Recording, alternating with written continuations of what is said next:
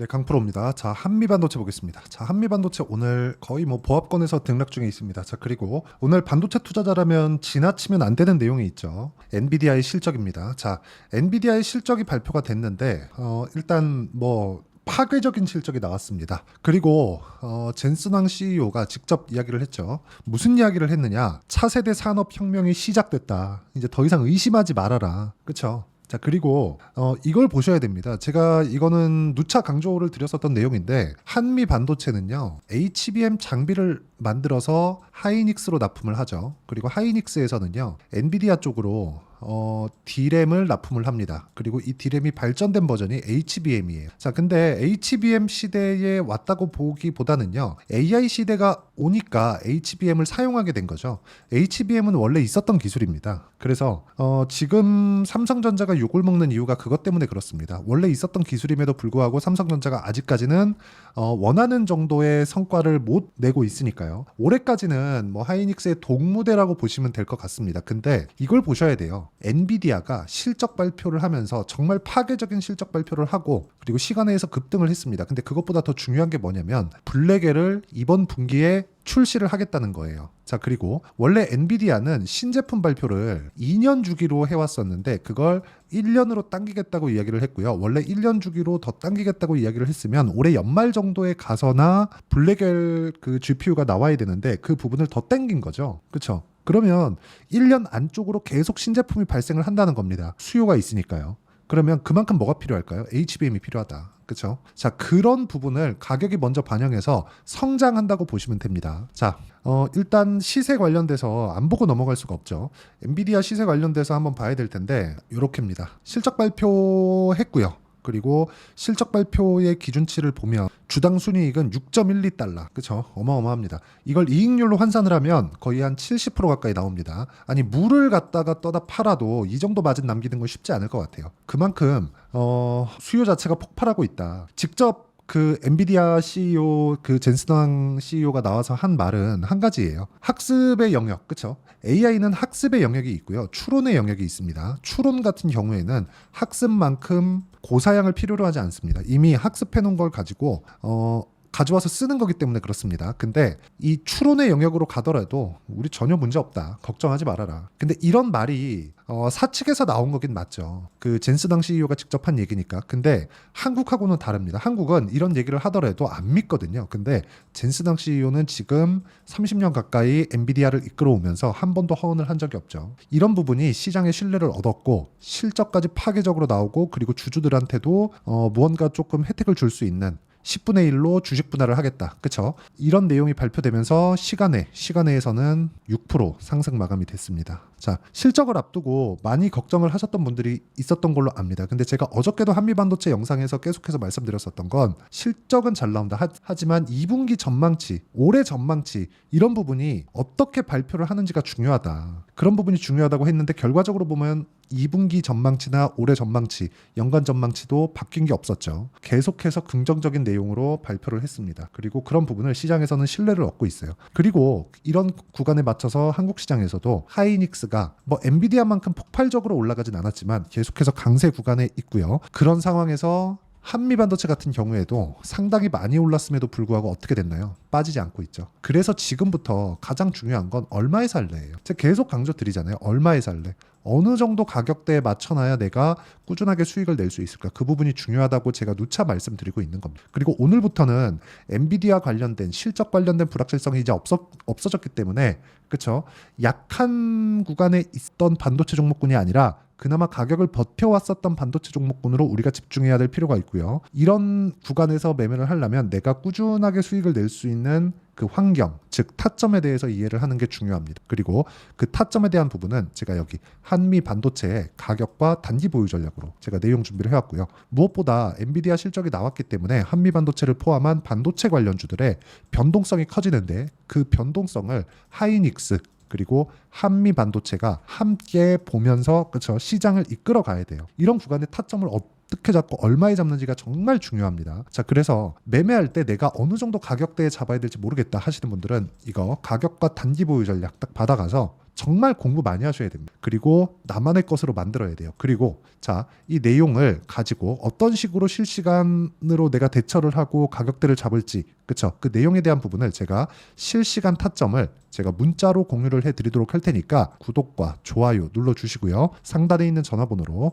한미라고 문자 보내주시는 분들에 한해서만 제가 한미반도체에 단기 보유 전략 그리고 실시간 타점을 문자로 공유를 해드리도록 하겠습니다. 자, 제가 말씀드리고자 하는 건 계속해서 하나입니다. 엔비디아에 대한 실적 불확실성이 있었던 게 아니라 2분기 이후의 전망치가 중요했다. 근데 2분기 이후의 전망치가 긍정적인 내용으로 젠스당 CEO 입에서 나왔기 때문에 이런 부분을 우리는 믿는 게 아니에요. 믿는 게 아니라 한미반도체 가격이 지켜왔기 때문에, 그리고 무엇보다 여기 수급을 보면, 그쵸? 수급을 보면 어떻습니까? 이렇게 많이 올라왔는데도 불구하고 외국인의 매수세는 계속됩니다. 그쵸? 500억, 60억, 130억, 200억, 120억, 200억, 500억 이런 식으로 계속 5월달 들어서도 순 매수 기조를 이어가고 있습니다. 물론 구간별로 매도 물량이 나오기는 하지만 이건 어쩔 수 없는 거죠. 단기간에 많이 올라왔기, 그쵸? 근데 그런 부분을 다 물량을 소화해내고 있습니다. 5만 원 정도 돼서도요. 이 구간에서 우리가 봐야 되는 내용은 정말 한 가지만 보시면 됩니다. 미래 가치를 반영하고 있는 주식시장의 특성을 이해하자. 왜 그렇게 제가 이야기를 계속 드리냐면 한미반도체의 주가는 비쌉니다. 지금 15만 원 정도예요. 그리고 1년 전에는 대략 한 만 원대 정도였던 주가가 있었습니다. 근데 시가총액이 14조까지 올라온 거죠. 그러면 1조 원대에서 14조 원대까지 올라왔다는 건 10배 이상의 주가 상승이 있었는데도 불구하고 실적에 대한 증가폭은 이제 회복 단계에 와 있는 그런 구간입니다. 근데 엔비디아가 앞에서 이끌어가고 반도체 수요는 지속적으로 늘어날 수밖에 없고, 오히려 하이닉스에서는 공장을 추가적으로 지으면서 HBM 장비를 원하고 있죠. 그러면 하이닉스에서 HBM이 솔드아웃, 즉 완판됐다고 얘기하는 거, 품절이라고 얘기하는 건 내년 물량까지 뭐 해야 돼요? 수량을 더 늘려야 됩니다. 그쵸? 이건 어쩔 수가 없죠. 수량을 더 늘려야 돼요. 그리고 이건 그렇게 될 수밖에 없는 게 삼성전자가 치고 들어오기 때문에 그렇습니다. 압도적인 우위를 점해야 돼요. 물량까지도요. 그렇죠? HBM 관련된 물량은 삼성전자가 아직 못하고 있기 때문에 하이닉스가 압도적으로 많다고 보시면 되는데, 그러면 물량을 늘리기 위해선 장비가 추가적으로 필요하고, 그 추가적으로 필요한 장비는 한미반도체에서 당연히 납품을 하게 되죠. 한미반도체만 납품하는 건 아니지만 관련돼 있는 종목들이 움직이기 위해서는 한미반도체의 시세가 유지가 되어야 되고, 지금 한미반도체의 시세가 유지되기 위한 조건인 삼성전자가 안 빠지는 것, 그리고 하이닉스가 추가적으로 올라가는 것, 둘 중에 하나만 나와도 한미반도체의 시세는 나올 수 있는데 그 두 개가 같이 나오고 있다는 점이 한미반도체의 시세를 강하게 만드는 요인이 됩니다. 자, 그러면 이런 상황이 왜 나올지, 그리고 우리가 왜 강한 종목군들을 매매를 해야 될지, 그 내용에 대해서 제가 이야기를 드리면, 자, 매매를 해왔었던 결과를 보시면 됩니다. 자, 내용 보시면 그래요. 한미반도체 신고가 구간에 있기 때문에 제가 계속해서 말씀을 드리고 있는 거고요. 여기 보시면 제가 매매를 한 내용이 정확하게 있죠. 어떻습니까? 일진전기예요. 최근에 전기 관련 주가 굉장히 강한, 이것도 반도체 때문에 그렇습니다. 그런데 어때요? 계속해서 강세를 보이는, 그쵸? 상승하는 구간에 매매한 결과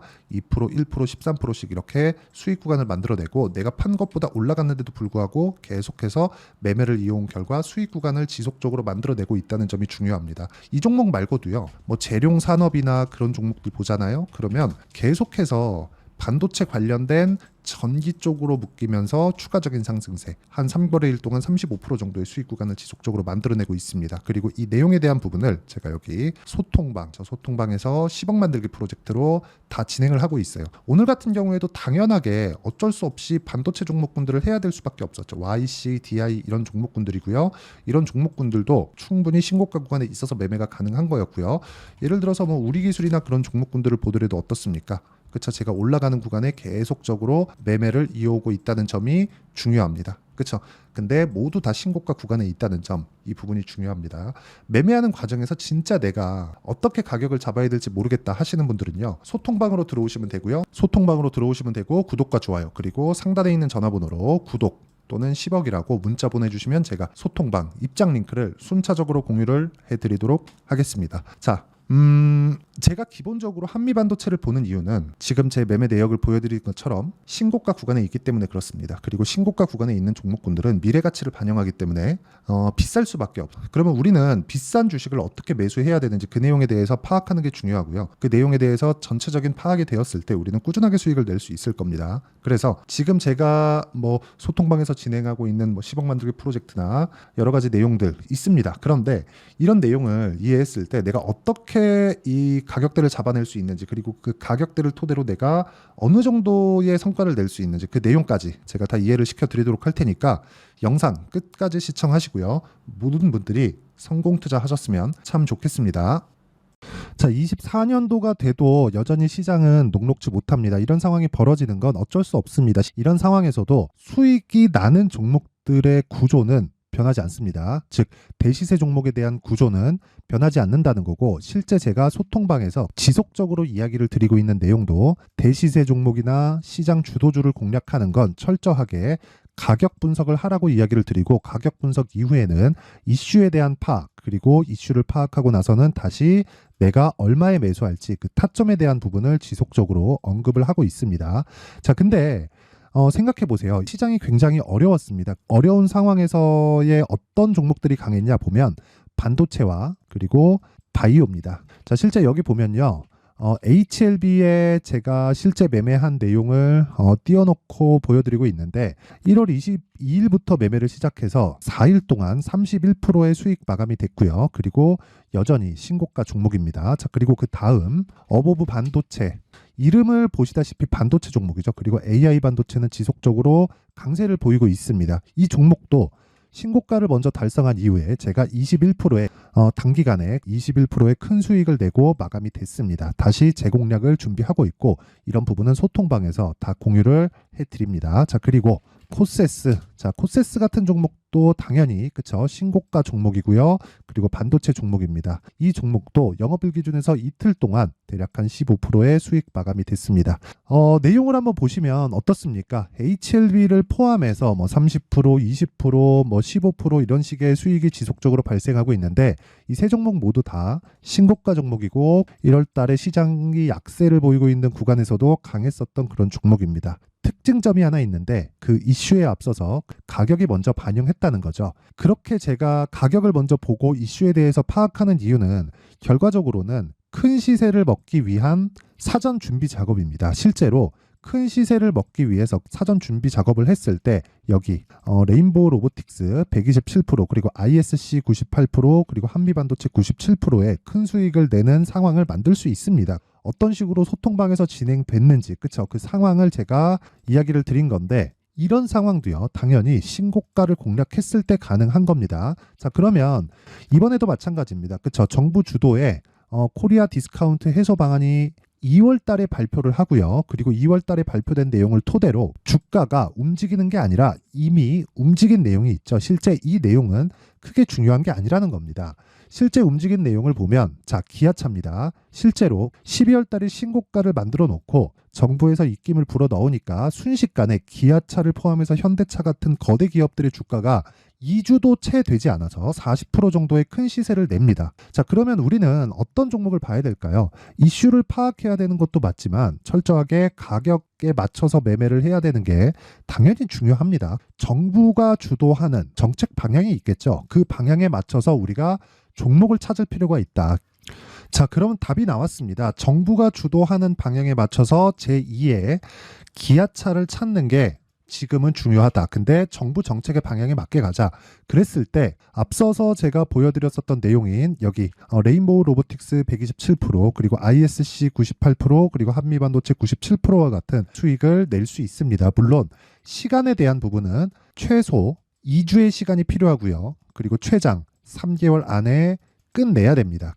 자, 기아차의 시세를 보셨던 것과 같이 2월 달에 정부 정책의 방향이 결정되고요. 바로 3월 달이면 시행입니다. 자, 그러면 우리는 거기에 맞춰서 당연히 종목을 찾아야 되고, 제가 제2의 기아차를 찾아놨습니다. 제가 아까 전에 소통방에서 이야기를 드렸었던 내용 다 공개를 해드렸는데, 그 내용처럼 종목만 받고 싶다 하시는 분들은요, 상단에 있는 제 전화번호로 대시세. 자, 대시세라고 문자를 보내주시면 정부 정책의 방향에 맞는 종목을 모든 분들에게 무료로 공개를 해드리도록 하겠습니다. 자, 제가 원하는 건 채널 성장이 목적입니다. 자, 그래서 구독과 좋아요 꼭 좀 부탁드리고요. 모든 분들이 정부 정책에 맞는 방향으로 매매를 이어가서 큰 수익 보셨으면 좋겠습니다.